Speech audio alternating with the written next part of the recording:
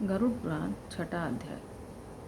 गरुड़ जी ने कहा कि हे केशव, नरक से आया हुआ जीव माता के घर में कैसे उत्पन्न होता है, वह गर्भवास आदि के दुखों को जिस प्रकार भोगता है, वह सब भी मुझे बताइए। भगवान विष्णु ने कहा, स्त्री और पुरुष के संयोग से जैसे मनुष्य की उत्पत्ति होती है, उसे मैं तुम्हें कहूँगा। ऋतुकाल के आरंभ के 3 दिनों तक इंद्र को लगी ब्रह्महत्या का चतुर्थ रजस्वला स्त्रियों में रहता है और उस ऋतुकाल के मध्य में किए गए गर्भाधान के फलस्वरूप पापात्माओं के देह की उत्पत्ति होती है। रजस्वला युक्ति पहले दिन चंडालनी, दूसरे दिन ब्रह्मघातनी और तीसरे दिन धोबिन कहलाती है। नरक से आए हुए प्राणियों की ये 3 माताएं होती हैं।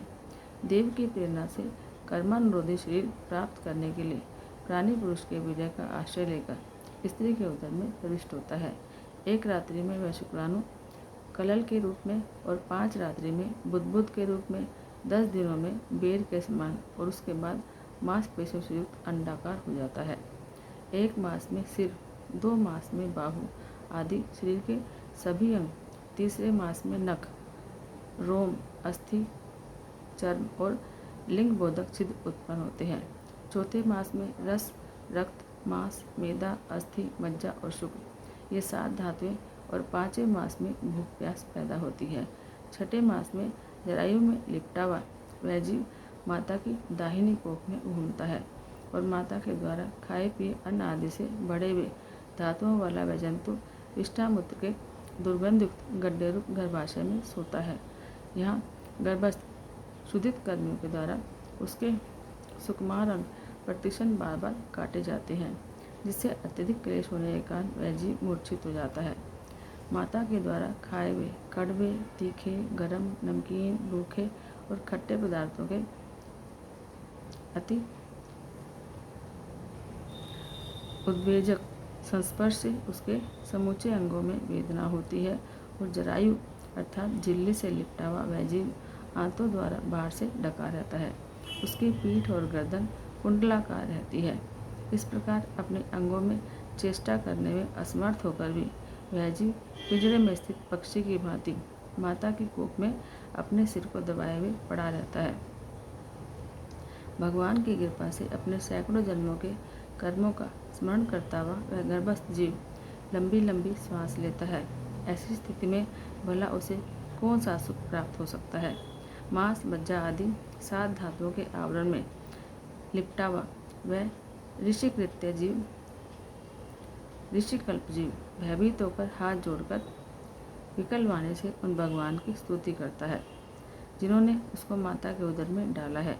7वें महीने के आरंभ से ही सभी जन्मों के कर्मों का ज्ञान हो जाने पर भी गर्भस्थ प्रसूति वायु के द्वारा चालित होकर वह विष्ठा में उत्पन्न, उसी पेट में उत्पन्न अन्य कीड़े की भांति एक स्थान पर ठहर नहीं पाता।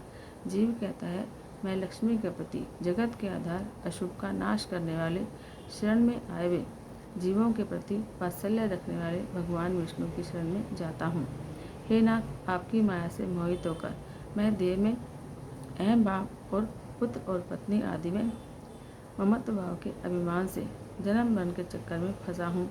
मैंने अपने परिजनों के उद्देश्य से शुभ और अशुभ कर्म किए, किंतु अब मैं उन कर्मों के कारण अकेला जल रहा हूँ। उन कर्मों के फल भोगने वाले पुत्र कलत्र आदि अलग हो गए। यदि इस गर्भ से निकलकर मैं बाहर आऊँ तो फिर आपके चरणों का स्मरण करूँगा और ऐसा उपाय करूँगा जिससे मुक्ति प्राप्त कर लूँ। विष्ठा और मूत्र के कुएं में गिरा हुआ, जठराग्नि से जलता हुआ और वहाँ से बाहर निकलने की इच्छा करता हुआ मैं कब यहाँ से बाहर निकल पाऊँगा। जिस दीनदयाल परमात्मा ने मुझे इस प्रकार का विशेष ज्ञान दिया है, मैं उन्हीं की शरण ग्रहण करता हूँ, जिससे मुझे पुनः संसार के चक्कर में न आना पड़े, अथवा मैं माता के गर्भगृह से कभी भी बाहर जाने की इच्छा नहीं करता, क्योंकि बाहर जाने पर पाप कर्मों से पुनः मेरी दुर्गति हो जाएगी। इसलिए यहाँ बहुत दुख की स्थिति में रहकर भी मैं खेद रहित होकर आपके चरणों का आश्रय लेकर संसार में अपना उद्धार कर लूँगा। श्री भगवान बोले, इस प्रकार की बुद्धि वाले और स्तुति करते हुए 10 मास के ऋषिकल्प उस जीव को प्रसूति वायु प्रसव के लिए तुरंत नीचे की ओर धकेलता है। प्रसूति मार्ग के द्वारा नीचे सिर करके सहसा गिराया गया वह आतुर जीव अत्यंत कठिनाई से बाहर निकलता है और उस समय वह श्वास नहीं ले पाता है और उसकी स्मृति भी नष्ट हो जाती है। पृथ्वी पर विष्ठा और मूत्र के बीच गिरा हुआ वह जीव मल में उत्पन्न कीड़े की भांति चेष्टा करता है और विपरीत गति प्राप्त करके ज्ञान नष्ट हो जाने के कारण अत्यधिक रुदन करने लगता है। गर्भ में रुग्णावस्था में, शमशान भूमि में और पुराण के परायण या श्रवण के समय जैसी बुद्धि होती है वह यदि स्थिर हो जाए तो कौन व्यक्ति सांसारिक बंधनों से मुक्त नहीं हो सकता। कर्म भोग के अनंतर जीव जब नरक से बाहर आता है, जब गर्भ से बाहर आता है, तब उसी समय वैष्णवी माया उस पुरुष को मोहित कर देती है। उस समय माया के स्पर्श से वह जीव विवश होकर कुछ बोल नहीं पाता, बल्कि शैव आदि अवस्थाओं में होने वाले दुखों को पराधीन की भांति भोगता है। उसका पोषण करने वाले लोग उसकी स्थिति इच्छा को जान नहीं पाते, अतः प्रत्याख्यान करने में असमर्थ होने के कारण वह अनभिज्ञ प्रेत अर्थात विपरीत स्थिति को प्राप्त हो जाता है। स्वतः जीवों से दूषित और विष्ठा मूत्र से अपवित्र शैया पर सुलाए जाने के कारण अपने अंगों को खुजलाने में, आसन से उठने में और अन्य चेष्टाओं को करने में वह असमर्थ रहता है। जैसे एक कृमि दूसरे कृमि को काटता है, उसी प्रकार ज्ञान सुनने और रोते हुए उस शिशु की कोमल त्वचा को डांस, मच्छर, खटमल आदि जंतु तंग करते हैं। इस प्रकार बाल्यावस्था का दुख भोगकर वह उगंड्रावस्था में भी दुख भोगता है।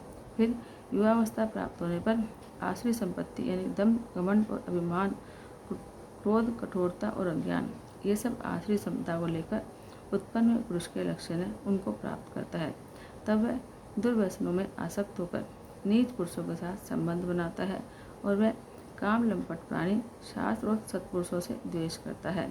भगवान की माया रूपी स्त्री को देखकर वह अजितेंद्रिय पुरुष उसकी भाव भंगिमा से प्रलोभित होकर महामोहरूप अंततम में उसी प्रकार गिर पड़ता है जिस प्रकार अग्नि में पतंगा, हिरण, हाथी, पतंगा, भोरा और मछली, ये पांचों क्रमशः शब्द, स्पर्श, रूप, गंध और रस, इन 5 विषयों में एक एक में आसक्ति होने के कारण मारे जाते हैं।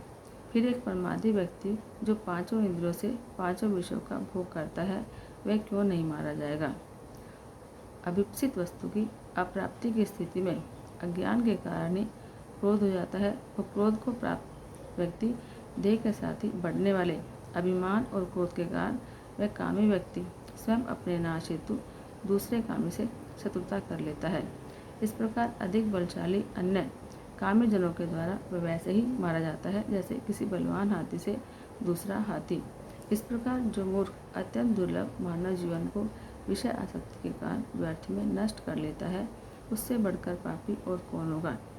सैकड़ों योनियों को पार करके पृथ्वी पर दुर्लभ मानव योनि प्राप्त होती है।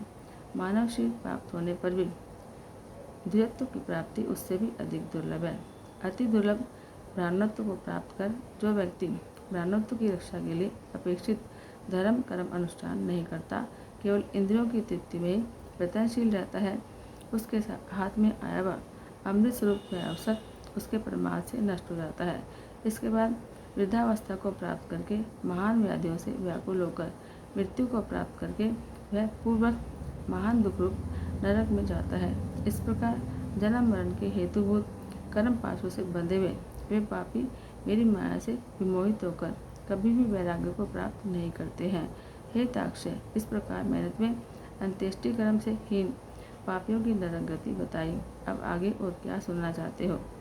इस प्रकार गरुड़ पुराण के अंतर्गत सारोद्धार में पाप जन्म आदि दुख निरूपण नामक 6वां अध्याय पूर्ण हुआ। जय जय श्री हरि।